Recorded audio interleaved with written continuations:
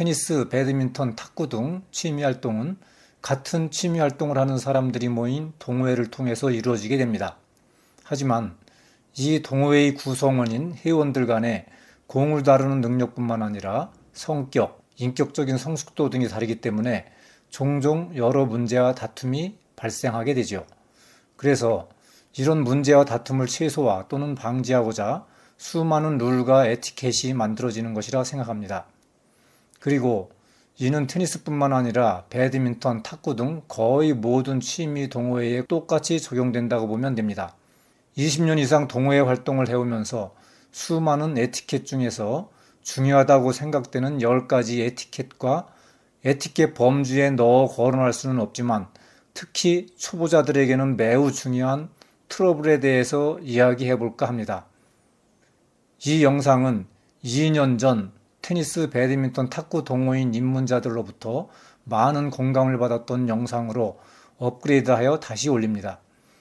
모든 사람들은 자신은 룰과 에티켓을 잘 지킨다고 말합니다만 동호회 내에서는 다툼과 문제점이 계속 발생하고 있고 어떤 때는 상대방의 비매너가 아닌 너무 수준 낮은 플레이로 기분을 저하시키는 경우도 생기게 됩니다.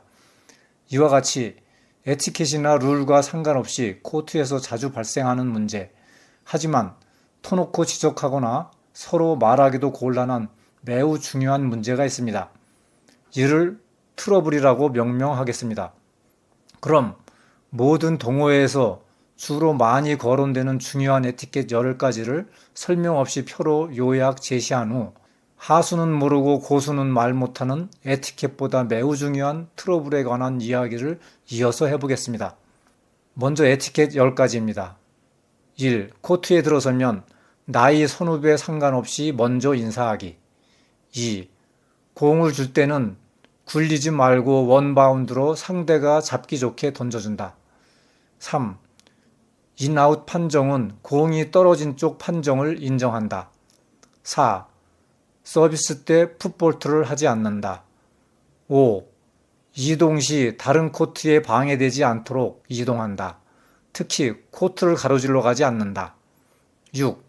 기다리는 회원이 있으면 우선 칠 수 있도록 배려한다. 7. 게임 중에 파트너에게 잔소리하지 않는다. 8. 즐거운 마음으로 게임에 임하고 졌다고 인상 쓰지 않는다. 9. 게임 패배에 대한 원인을 파트너에게 돌리지 않는다. 10. 하급 회원을 배려하고 공을 자주 쳐준다. 아마 인간이 완벽한 인격체라면 이런 에티켓이나 룰이 필요 없겠죠? 하지만 인간은 불완전하고 서로 수준이 다른 인격체이기 때문에 에티켓을 보는 시각과 해석도 각각 다를 수 있다고 봅니다. 그래서 다 같이 즐거운 게임이 되기 위해서는 룰과 에티켓을 너무 경직되게 적용하는 것보다는 서로 기본 에티켓은 인지하고 지키되 이를 상황에 맞게 유연하게 적용하고 상대의 입장에서 이해하는 관대한 마음이 더 중요하다고 생각합니다.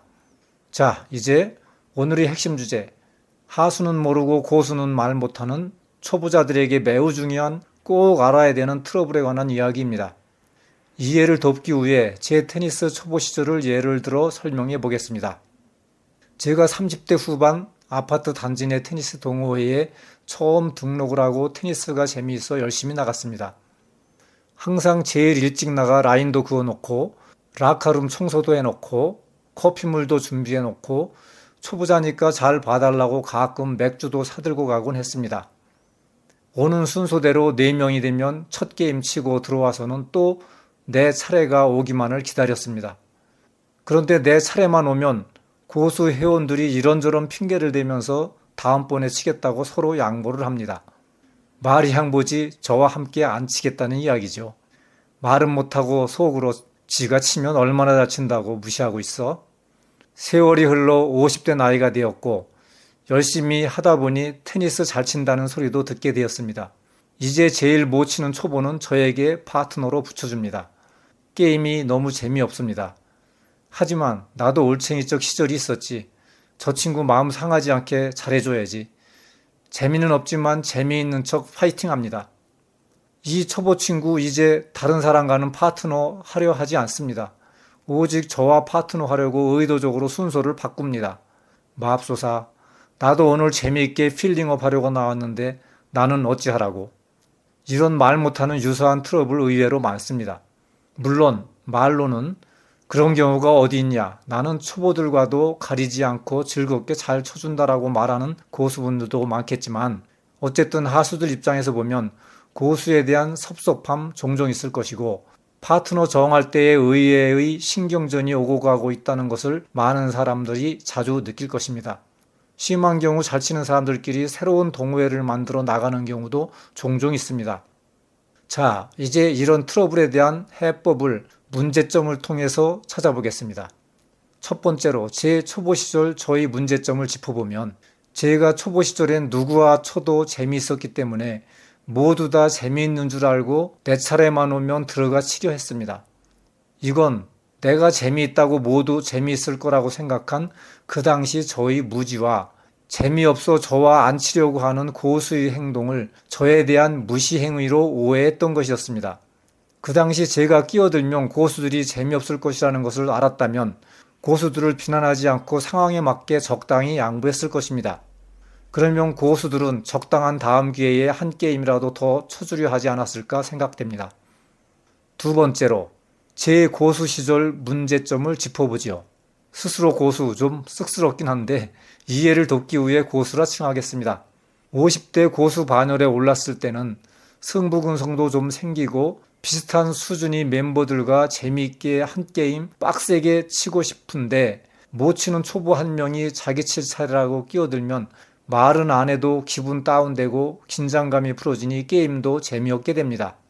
물론 표시 안 내고 오늘은 봉사활동 하자라는 마음으로 열심히 쳐주긴 했지만 마음속으로는 눈치도 저리 없나, 알아서 순서 좀 바꿔주지. 이때의 저희 문제점은 무엇이라 생각하십니까? 제가 이 문제점을 아는 데는 시간이 좀 많이 걸렸습니다. 저는 60이 되기까지 저에게는 문제 없고 이런 트러블은 모두 초보의 무지 또는 눈치 없음 때문이라 생각했습니다. 물론 내가 재미있으니 모두 재미있을 것이라고 생각한 초보의 문제도 없진 않지만 이에 못지않은 고수의 인격 부족도 문제라는 점입니다. 저는 지금도 50대 때와 마찬가지로 초보와 게임하는 상황이 되면 오늘은 봉사하자라고 생각합니다. 하지만 지금 그 봉사라는 의미에는 50대 때와는 전혀 다른 큰 차이가 있습니다. 50대 때의 봉사의 의미는 노력하고 수고해 주자라는 의미였기 때문에 그저 재미없는 봉사였다면, 60이 지난 지금 봉사의 의미는 함께 기쁨을 얻는 봉사입니다.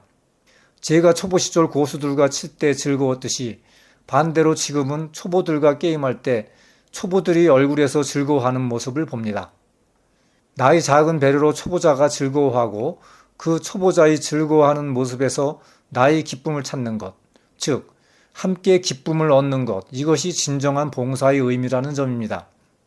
룰과 에티켓을 잘 지키는 것도 중요하지만 더 중요한 것은 양보와 배려, 그리고 봉사하는 마음이라 생각합니다. 간략하게 결론을 짓겠습니다. 테니스 트러블을 방지하고 모두가 건강과 친목, 필링업이라는 목표를 가장 잘 달성하기 위해서는 어느 정도 수준을 맞추어 게임을 할 수 있도록 서로 배려해 주는 것이 중요합니다. 여성분들의 경우는 좀 수준이 떨어져도 남녀의 특수성으로 인해 다 함께 재미있게 즐길 수 있으니 별개로 하더라도, 초보 남성분들은 게임 인원이 모자라서 꼭 들어가야 하는 그런 상황이면 상관없지만 가능한 2단계 이상 상위 그룹 멤버들과 칠 때는 여러 가지 상황을 미리 살펴보고 경우에 따라서는 고수들을 위해 양보해 주는 것이 바람직하다고 봅니다. 특히 3명은 고수인데 나 혼자만 하수여서 게임 밸런스가 맞지 않을 때는 3명 모두에게 누가 될 수 있으니 하수가 차례를 양보하는 게 좋고, 반대로 고수들은 하수들에게 수고스러운 봉사를 한다고 생각하지 말고 보다 적극적인 봉사로 하수를 즐겁게 해주고 그 하수의 기쁨 속에서 나의 기쁨을 찾음으로써 함께 기쁨을 얻도록 해야 하겠습니다. 이게 진정한 의미의 봉사가 아닐까 생각합니다. 이순이 되어 비로소 깨닫게 되었습니다.